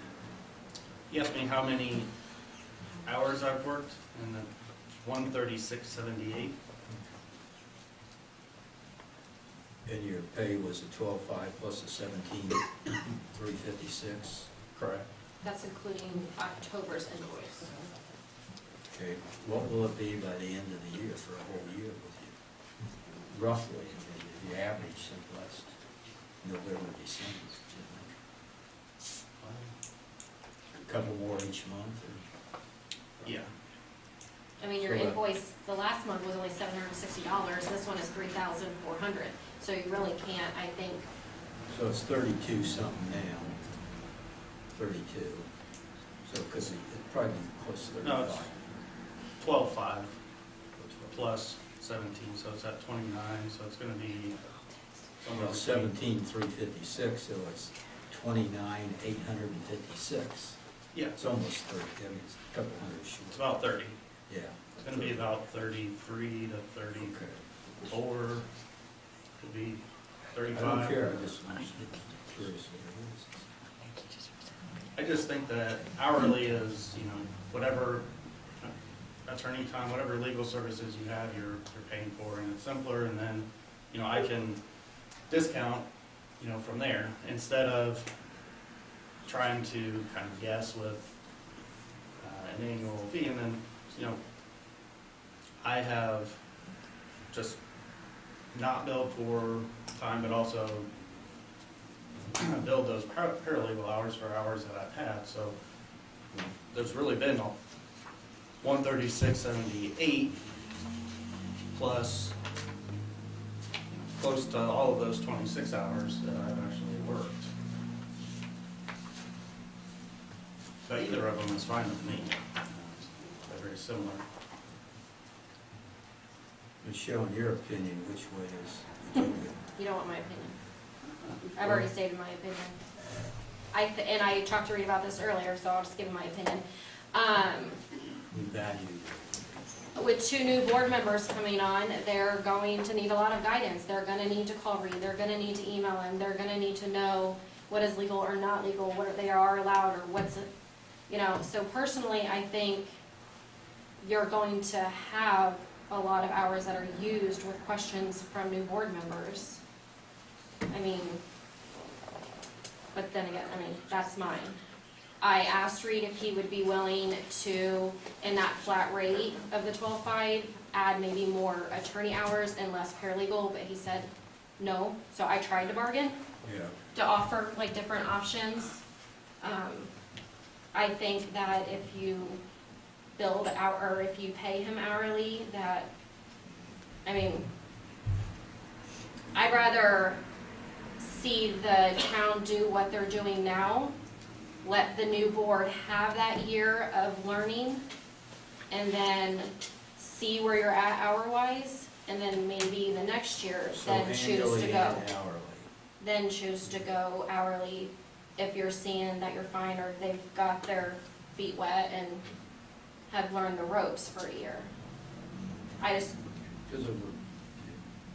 mean, just because like this year, he had lawsuits to deal with and the church easements and all of that, yeah, he might not have that next year, but he's still going to have a lot of Yeah, but, questions and research. yeah, but that questions research will probably be a lot less than that housing addition and stuff, but I would think that took up a lot of time.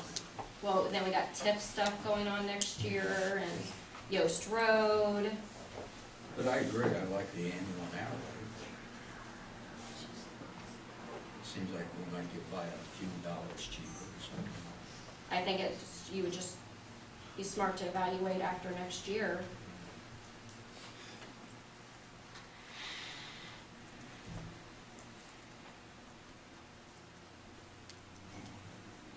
Either's fine with me. Yeah.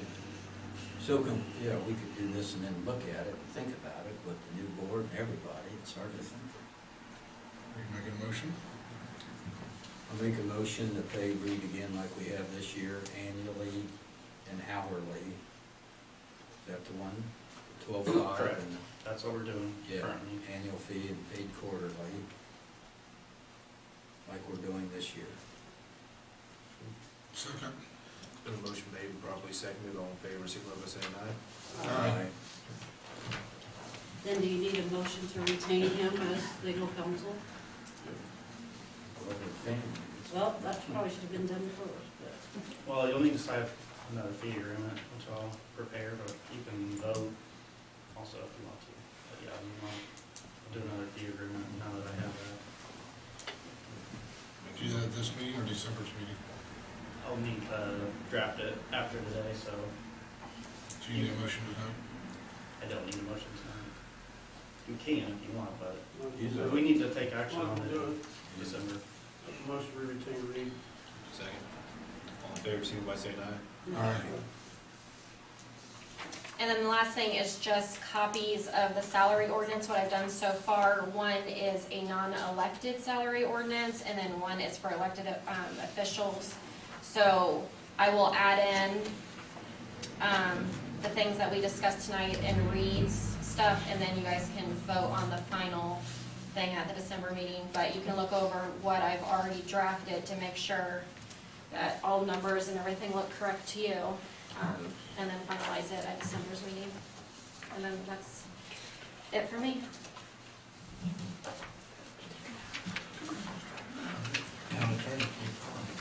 So on the TIF district, we have the first redevelopment commission meeting on Wednesday. We now have the non-voting TSC school board member who has been selected by the school corporation, and Tyrone just needs to officially sign that appointment. And then working with Heather James to finalize the declaratory resolution, which we'll present on Wednesday. And then the bylaws of the redevelopment commission, and then she also has a schedule of all of the meetings, how we'll go from Wednesday's meeting all the way through as far as public hearings and going in front of all of the other governing bodies that we need to. So there's things that will take us all the way through January of 2020 for this process. It'll come back to the town council as part of that. We just, first step is the redevelopment commission. Where's this meeting at on Wednesday? It's gonna be here, so the redevelopment commission is planning to meet on the third Wednesday of every month at 7 o'clock at Dayton Town Hall. And these are public meetings. Correct.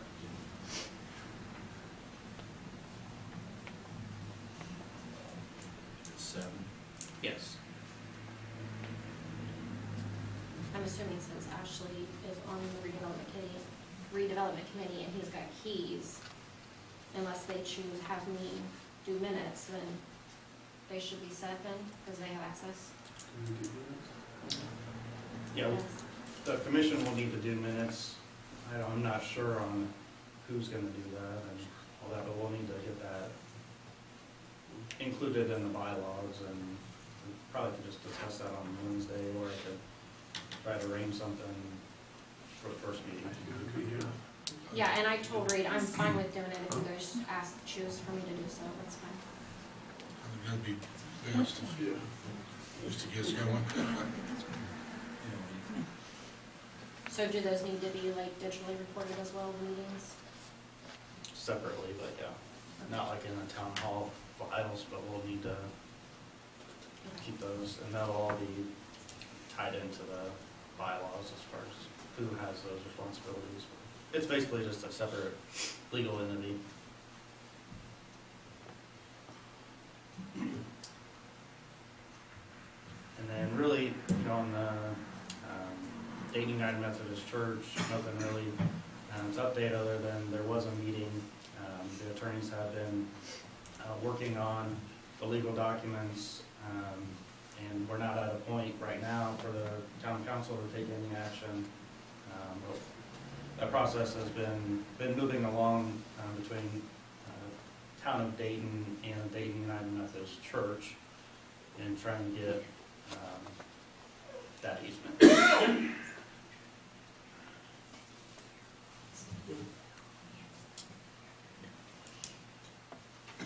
Anything else? That's it. Reports from council members, Ron? Not right now. Ashley? Nothing. Police report, Marshall Taylor.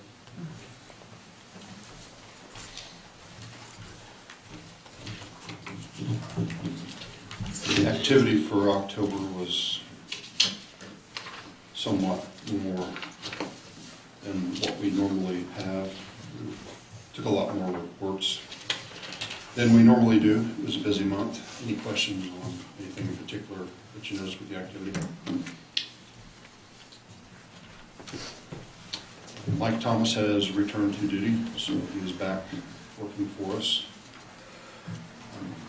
Next thing I wanted to bring up, I had some internet problems this last month with connectivity and speed. We currently have two internet providers. One puts us on the county network. The second is a more universal network that we use for general work and communicating with the town council and such. And that is through Frontier. We currently pay $178 for the two phone lines at the PD, plus the internet. I got to checking when we were having problems with that. I could not get a lot of my emails to go through, and we got to checking, and the modem was 5 or 6 years old, and our internet speed was a little over 1 megabyte per second, which is pretty much stalled in this day and age. So I called Frontier and asked them what we were paying for, and they said that our max speed is 6, which is still at a snail's pace considering this day and age. And they said that's the cap. They don't offer anything faster. They suggested they come in and fix the modem or replace the modem since it was 5 years old. That might help somewhat. They did that, and now my speed is up to 3. So I started to check around to get some other prices. Wintech provides our county network, the county networking interface with the RMS system. They can provide it at much faster speeds, but they don't offer a phone. I was looking for more of a package deal. We had tried to, in the past I'd looked into having Mulberry provide us with service since they provide it to the town. But at that point, we didn't have the capability of porting numbers. I checked with them and they advised that now they can do that using a VoIP line similar to what we're utilizing here at the town hall. They can provide us with 25 megabyte per second plus the 2 phone lines for approximately $110 per month. So if we switched, we can potentially save $60 a month by going to Mulberry. They would package all together with the town, so clerk would only have one bill. So I would suggest that we switch those phone and internet providers providing, and this is the only thing I haven't checked on, is on the outside chance we're in some contract with Frontier that I'm not aware of. I don't know that we are, Are you but talking about for canceling? yeah, They've already confirmed that we will not have an early termination fee. Frontier did. Mhm. Okay, so No cancel. if you're Make the motion that we changed to Mulberry. change the Mulberry. Second. It's been a motion made and properly seconded, all in favor, signify by saying aye. Aye. Motion carries. The last thing I have is, I'd like the council to consider purchasing two AED units for each squad car. The model that I have there is the model that's issued to all the state police in the state, all the conservation officers, and Purdue campus has 300 of those units currently in use. 2 units would be approximately $3,000. I think the exact amounts there is $229.95 or something like that.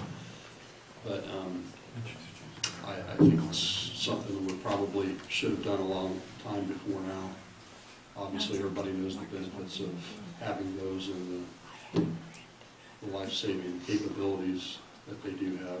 And one of the main considerations is, the railroad tracks and the ability to get EMS and fire to one of those scenes. And as good as Sheffield Township is, there have been several times in the last 6 months where they didn't send people out to calls for service because they didn't have anyone available because they're volunteers. So if one of those situations would arise, I would be it until EMS from Lafayette can get there. And you're already trained in, Pardon? and you're already trained on it. Yes, any officer that's CPR trained, we get that along with our training. I'd make the motion we purchase the two. Second. Second. There's been a motion made and properly seconded, all in favor, signify by saying aye. Aye. Motion carries. That's all. Anything for me? Keep up good work. Yeah. Miscellaneous new and old business for the town. And we've already done salary ordinance, so. Nothing. Comments from residents? Yeah, Mike Boas, 740 Shady Lane. I don't know why you guys changed the electoral process in this town, but getting to vote for 3 people out of 5 is not right. We're a small enough town that we know everybody. We know, a couple of you probably lost because we couldn't vote for you. I mean, that's all down, flat out. I think it ought to go back to where we get to vote for everybody, and, that's my opinion, so.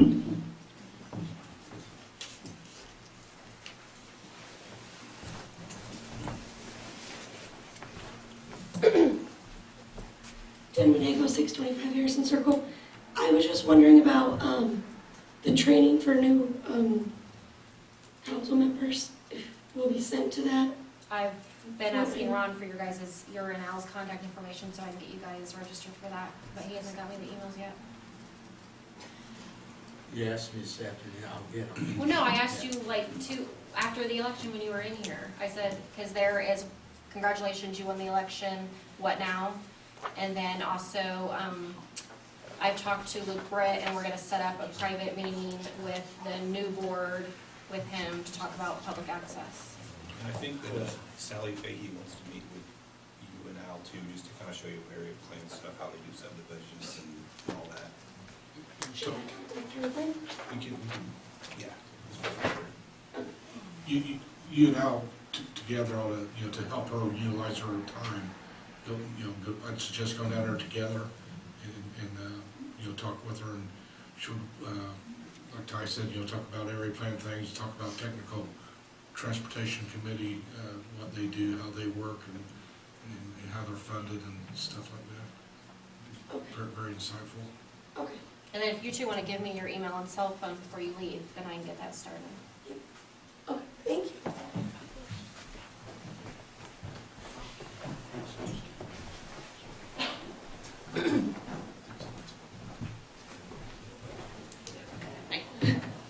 Natalie Steele, 749 Walnut Street. For a second. Actually, has nothing really to do with election or anything.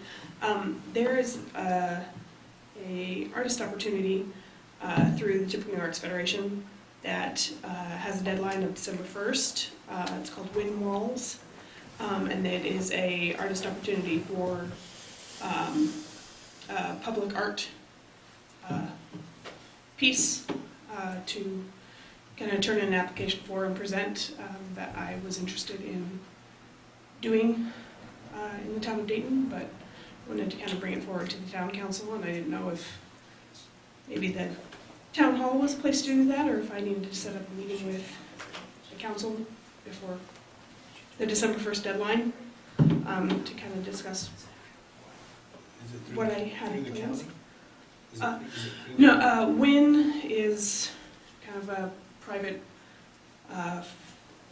charity organization, but they're basically giving out grants, $5,000 and above for these artist opportunities. And what it is basically I would turn in a application kind of showing the art I do and my idea that I'm wanting to do, and it incorporates basically the community that I would be doing the art in, which would be Dayton, and it would encompass doing like at least two public workshops that town members and community members could attend, and I could do the art with them, but it would also get the community involved in the actual art piece. So it wouldn't just be me doing the art piece, I would actually have, it's something that I have to have the community Is this on help public, with. is this on public buildings or on private buildings? It's any art piece, so they have people they can do sculptures, they can do paintings, basically we have to have some requirements, like being able to operate a boom lift or putting up scaffolding by ourselves, like if we're wanting to do a mural, like, you know, can you do a 10-foot by 20-foot mural? We have to be able to finish it in a 2-week timeline, stuff like that, but I do painting and mural, so I don't do sculptures, so, but it was something I kind of wanted to. But still, if you painted it, would it be on a public building or private buildings? I would want to do it for the town, so probably if the town had a place that they would want to put it, that's why I wanted to put it forth to the town council. But I figured, you know, over the past couple of years, we've kind of had some rifts in town, and I thought it'd be kind of a nice opportunity to bring the community together. And since the deadline's the 1st, I believe they're planning the actual, like whoever gets picked to get these grants, they're starting, I believe, the summer of 2020 into like 2021, so it wouldn't be over the winter, but it's a good opportunity to kind of get the whole community to be able to be Yeah, involved. some of that stuff's pretty neat, but then you go down Lafayette, and some of it's great, and some of it looks like garbage. Yep. I mean, it takes away from everything, and Yep. And that's kind of why I liked the idea of the wind walls and doing the public art pieces, is because it is a community involvement. It's not just, oh, I want to put my own thing here. It's something that would be able to have the community members actually have a part in doing the piece with, and that way I can kind of bring it forth with the town council and it's a neat idea. kind of go over the idea that I would have, and a good opportunity for, you know, the council members to be able to say, I think this would be a good place to put it, or, you know, if something would have to be built to put it on or something, so. I like it. What exactly do you need from the council or from up here? Just a Basically, place if there to was do a workshop? location to do a piece, I'm not sure what historical buildings there are that can't have them, or if there's a place that someone would want to volunteer to put up, or if the town has a building that they wouldn't mind putting something up. I know we have some of the murals on the Red Bird and stuff like that, but something that would kind of beautify the town or if there's, you know, a community member that Is that kind of something, wants it on their barn or something like is that. that something you should come up with? I mean, we'd have to have an idea to say, That's kind of the direction of the wind walls, is bringing it forth to the community. So I get the opportunity to have the idea for the art piece, but then I get the community involved. So And so they pick who they want, you have to submit something, or is it? yeah, I turn in an application by the first and tell them what my kind of community idea is. And then if they like my idea, they ask for more details on it. So it's kind of why I have to try and get my ideas ahead of time. But you know, we've got there's a lot of great murals in Lafayette and around town, and they've done a lot of great stuff in Frankfurt, and Taft does a lot of really good stuff with their Wabash Walls initiative that they just did for their second year. And Wabash Walls is great. But they bring artists in from around the world to do those. So you might have a local artist that knows the community, but otherwise the artists kind of do their thing and you get to go watch them. Could it be something erected, like, does it have to be a building, or can you build like a, you know, get a bunch of plywood that makes like a big thing, or if there was an area? As long as it's a public art piece.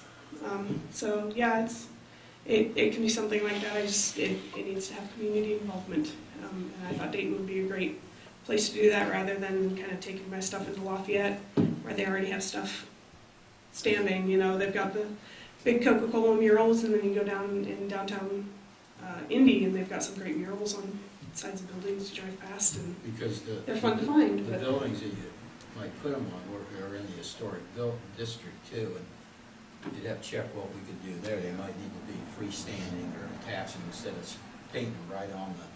Lafayette, they've taken some of the original buildings and the facades and sprayed right on them. And now they've changed it to putting skins up there and stuff like that. it all depends on the building owners.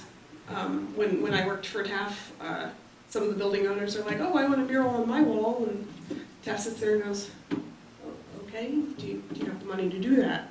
And unless you apply for a grant, you have to put up your own money, and fortunately, the WIN has come up with a bunch of grants that they're wanting to give out to kind of beautify around the 14 Maybe it could be a counties around the area. And stuff. so instead of having kind of where they have the public performance that they put forth, I believe a month ago, this is a public art piece, so I wanted to bring that forward. I thought it'd be kind of a great thing to do and kind of showcase Dayton a little bit, you know, in a positive light. So Very helps disguise the outbuilding we have over here where we get the snow blower and stuff. you know, you can make some pretty ugly buildings look pretty good. So, Camouflage it, so that. but yeah, I wanted to bring it forth because got a couple weeks left before turning into initial applications. So I thought it'd be something I could bring forward, but I didn't know, you know, if I needed to set up just kind of a side meeting with council, since you guys represent the town. So see if there's any buildings that you guys know of, or any people that you know that have properties that want anything on them. So Just move forward with getting your application in and get it submitted, and then, you know, I'm sure we're all willing to figure out an area or something that'll work. all right. All right. Well, thanks. Probably couldn't be keep Dayton small.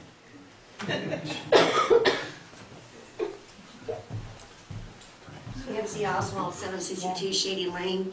Probably should have said this earlier, so I'm saying it now, but I do want to give a big thank you to Ron and Mark for taking care of that tree for me. Someone else was supposed to have helped me with that. They never got with me. They were supposed to, and Ron, you were supposed to call me and let me know what was going on, and you didn't. So, and Ron, I had to turn to Ron to find out what was going on, and he let me know.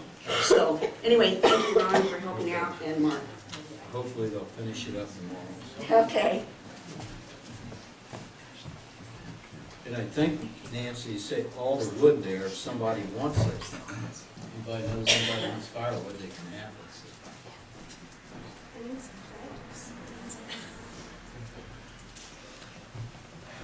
Make a motion to adjourn.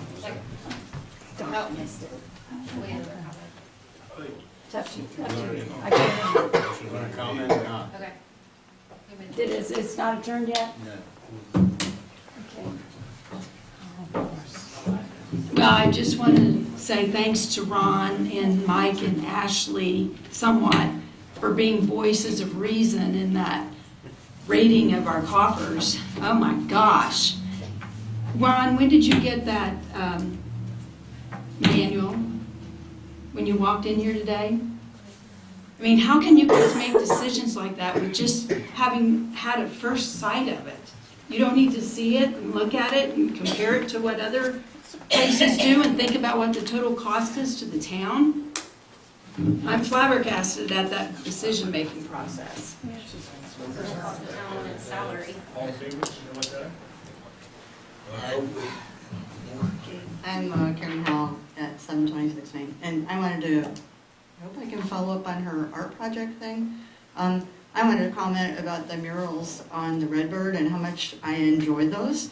And the artist from that came and taught a painting class at the Redbird. I don't know if anybody here went to that. My husband and I went. It was great fun. It was put on by TAF, which sounds like something like what you're planning on doing is incorporating people into it. But I just think it's a great idea. Another thing that I thought of is that we had talked in this room before about some type of a bulletin board or something of events and things. And I thought, what if that was on one side of it and the back of it was closed in and it would tell about when there's meetings, when there's opportunities or events that happen in town. I thought that might be a good thing to do with a town bulletin, notice board, you know, whatever like that. An opportunity to bring more community in the town. And then perhaps the bulletin board could be kind of overseen by the board and just be informational. You know, like there's an event or a concert or someone special coming into town, maybe something going on at the school, kind of just a general information thing. And if she can't find a wall to paint on a building because of, and I understand some of the buildings are historical and we don't have that many big buildings, that, you know, maybe it could incorporate into some type of a bulletin board somewhere on this area. I don't know, but just an idea. And I liked her idea about her art. And I guess my only other question is, do you guys get to approve the art piece before it's incorporated? I don't know. It includes the town, but it's basically my art that goes up. But I guess. Because I just understood, you know, what Ron had to say. There's some really neat stuff in Lafayette, and then there was kind of some kind of not so neat stuff. But I like the idea in general. That's all. One of the main ideas that I did have for the art, if the town hall was able to be incorporated, or even the building that we do the movies on, since the public movies ended up being a pretty big hit. I know people like taking their kids to that. Is there's a spray paint that is it's a hydroactivated paint, so it looks white whenever it's dry. And a lot of artists have been using it lately. So anytime it's dry and not raining, it just looks white. You can use it as basically a movie screen to do, you know, the town movies on. And whenever it rains, it kind of turns clear, and whatever's painted under it kind of appears. So that was kind of the idea I was wanting to kind of incorporate with the town, is kind of no matter what I painted, do the movie screen over it, so the town could still utilize it and it'd be a public event piece as well. You could do the town movies, and then anytime it rained, you just get this really cool art piece that comes out and kind of brightens up a rainy day. So it kind of is, but yeah, it's like a hydro-activated paint, so it's interesting, but that was one of my things. I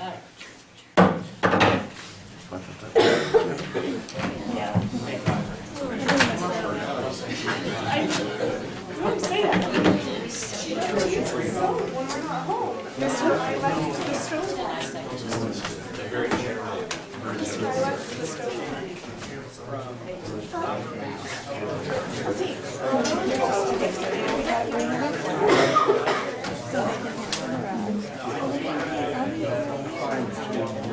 I guess the thing was, oh, but you actually You're at the spot 50, right?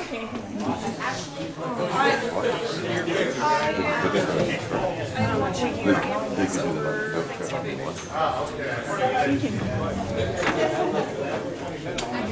You don't need a shirt for tomorrow. No, because it's red shirts. And I don't have a red Hey, I'll shirt. come up there one of these days. I think I know where that little steel post is. Between my old property and yours. Because that bush used to be right basically on it.